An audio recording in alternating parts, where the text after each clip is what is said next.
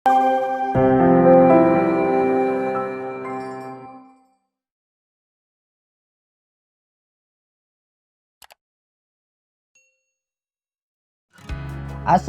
warahmatullahi wabarakatuh. Jumpa lagi bersama saya Bahtiar Movie dalam channel 1000 Jalan.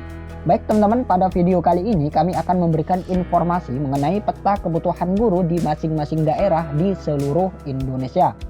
Nah, peta kebutuhan guru inilah yang kemungkinan besar nantinya akan menjadi acuan untuk menetapkan formasi kebutuhan guru di seleksi P3K tahun 2021. Ini sejalan dengan instruksi Kemendikbud teman-teman, yang mana Kemendikbud meminta pemerintah daerah mengajukan sebanyak mungkin tenaga pengajar untuk mengikuti seleksi P3K tahun 2021.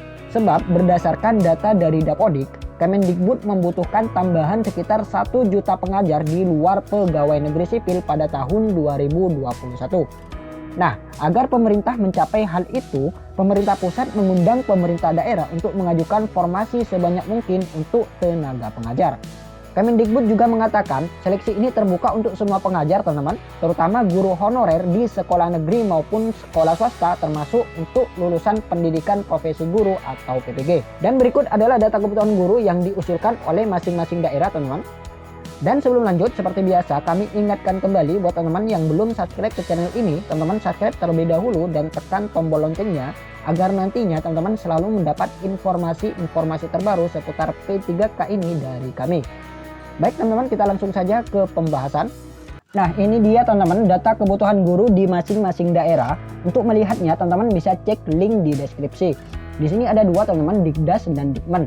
Nah, untuk Dikdas ini adalah untuk kabupaten atau kota. Kemudian untuk yang Dikmen ini untuk tingkat provinsi. Jadi teman-teman tinggal pilih saja yang mana yang akan dicek. Kita akan coba yang Dikdas. Nah, di sini ada 5 regional teman-teman. Teman-teman tinggal pilih saja. Kita akan coba yang regional 3. Nah, di sini banyak kabupaten teman-teman.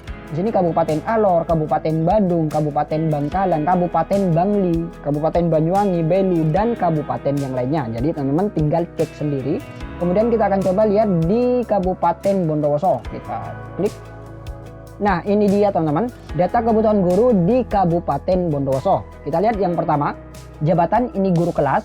Lokasi penempatan itu di SD Negeri Grujukan Kidul 3 Kecamatan Grujukan. ABK ini analisa beban kerjanya yaitu 7, kemudian ASN-nya 5, proyeksi usulannya ini 2. Nah, jadi bisa dibilang seperti ini teman-teman. Di instansi Kabupaten Bondowoso, unit penempatan SDN Grujukan Kidul 3 ini membutuhkan 2 formasi guru kelas. Jadi seperti itu. Kita akan coba lihat lagi teman-teman. Ini di SD Negeri Leprak 3 Kecamatan Kelabang, ABK-nya atau analisa beban kerjanya ini 7, ASN-nya 3, proyeksi usulannya ini 4. Ini juga guru kelas teman-teman. Di Leprak 3 juga Kecamatan Kelabang ini membutuhkan 1 formasi guru pendidikan jasmani, olahraga, dan kesehatan. Kita akan coba lihat yang guru mapel teman-teman. Kita cek yang guru mapel untuk tingkat SMP.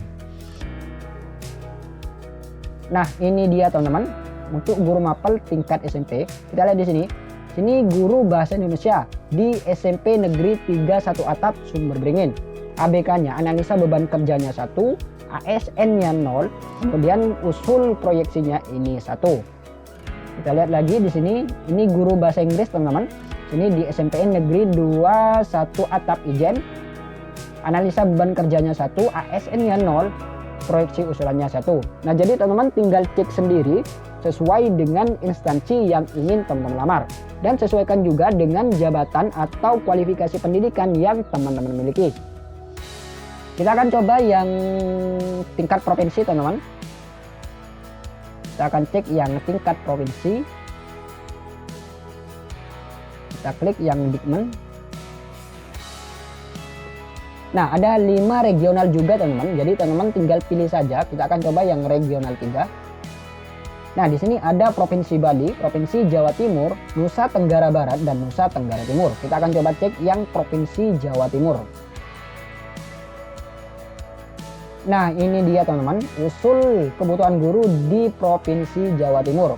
Kita lihat yang pertama yaitu guru penjasorkes di SMA 1 Lenteng. Ini ABK-nya analisa beban kerjanya 1, ASN-nya 0, proyeksi usulannya ini 1. Sini juga ada guru BK, Bahasa Indonesia, PKN, Matematika, prakarya, penjasorkes, fisika, dan jabatan lainnya. Jadi teman-teman sesuaikan dengan jabatan atau sesuai dengan kualifikasi pendidikan yang teman-teman miliki. Kemudian ini adalah teknis pengajuan formasi teman-teman. Kita lihat yang nomor 1, hal-hal yang perlu dilakukan pemerintah daerah untuk mengajukan formasi dan mencapai kuota formasi. Formasi sudah pernah ditampung dan ditutup tanggal 31 Agustus 2020. Nah jadi pertama ini formasi sudah ditampung teman-teman dan ditutup pada akhir Agustus 2020. Kemudian formasi saat ini dibuka lagi khusus formasi guru P3K. Nah jadi dibuka lagi khusus untuk guru P3K. Kemudian pemerintah daerah perlu memperhatikan 4 dataset. Dapodik, formasi yang sudah diajukan sampai bulan Agustus tidak perlu diajukan kembali. CPNS yang sudah lulus di tahun 2019 tidak perlu diajukan kembali. P3K yang sudah lulus di tahun 2019 tidak perlu diajukan kembali. Kemudian pengajuan formasi tidak perlu lagi dilengkapi dengan kualifikasi pendidikan karena akan diseragamkan oleh Kemendikbud. Kemudian kita lihat yang nomor 2, kapan informasi akan dibuka? Rencananya awal Desember. Pemerintah daerah akan menerima surat resmi pembukaan kembali informasi untuk guru P3K. Kemudian yang nomor 3, bagaimana dengan formasi yang sudah diusulkan? Ada usulan yang tidak sesuai, misalnya guru bahasa Inggris untuk SD harus di-drop atau nama sekolah tidak ada. Tapi pada umumnya yang sudah diajukan jangan diusulkan kembali. Kemudian yang nomor 4, apakah usulan P3K harus melampirkan SPTJM kesanggupan bayar oleh PPK? Hanya diperlukan dokumen menyatakan SPTJM kesanggupan membayar gaji dan tunjangan P3K bersangkutan. Jika sedang pilkada dapat disikapi dengan tanda tangan sekretaris daerah atas nama kepala daerah. Kemudian kita lihat lagi cakupan pengajuan formasi. Kita lihat yang nomor 1, guru agama tetap ditampung pengajuannya di e-formasi, tapi hanya pengajuan yang sampai bulan Agustus 2020. Tidak dibuka lagi penampungan formasinya. Kemudian yang nomor 2, apakah formasi yang dibuka kembali termasuk untuk satuan pendidikan non-formal hanya TK negeri? Kemudian yang nomor 3, apakah BKD juga mengusulkan P3K untuk sekolah swasta karena pendaftar bisa dari honorer sekolah swasta? Apakah kebutuhan guru swasta termasuk dalam formulasi kebutuhan guru? Tidak. Kemudian yang nomor 4, apakah seleksi guru P3K mengurangi atau meniadakan kuota guru CPNS? Tahun 2021 formasi guru CPNS tidak disetujui. Maka formasi yang sudah diajukan untuk guru CPNS dapat diajukan kembali sebagai formasi guru P3K.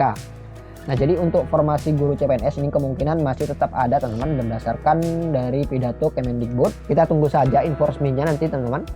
Kemudian ini adalah pertanyaan mengenai P3K teman-teman. Kita lihat di sini yang nomor 1, apakah masa kerja diperhitungkan dalam penentuan gaji pokok guru P3K? Semua guru P3K gaji pokoknya mulai dari awal. Ketika yang bersangkutan bekerja selama beberapa tahun di posisi yang sama, maka gajinya akan naik sesuai Perpres nomor 98 tahun 2020 tentang gaji dan tunjangan P3K. Di tahun-tahun selanjutnya, tidak ditutup kemungkinan akan dibuka posisi guru P3K dengan golongan lebih tinggi dan bukan golongan 0. Pendaftar tetap diminta mengikuti ujian seleksi untuk posisi baru tersebut. Kemudian yang nomor 2, apakah P3K mendapat pensiun? PP nomor 49 tahun 2018 tentang manajemen P3K mengatur bahwa P3K tidak mendapat pensiun. Pemerintah daerah dapat memfasilitasi P3K untuk jaminan hari tua. Kemudian yang nomor 3, berapa lama jangka waktu menjadi P3K? Masa hubungan perjanjian kerja P3K ditentukan oleh PPK dan diatur dalam Permen Pan RB nomor 70 tahun 2020.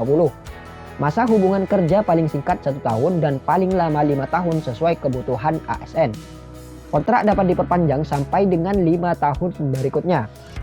PPK memberitahukan masa hubungan perjanjian kerja pada saat pengajuan NIP. Kemudian yang nomor 4, apakah pemerintah daerah dapat merotasi atau mutasi guru P3K? Rotasi atau mutasi P3K termasuk kewenangan PPK. Baik teman-teman, itulah sedikit informasi dari kami. Semoga video ini bermanfaat. Wassalamualaikum warahmatullahi wabarakatuh.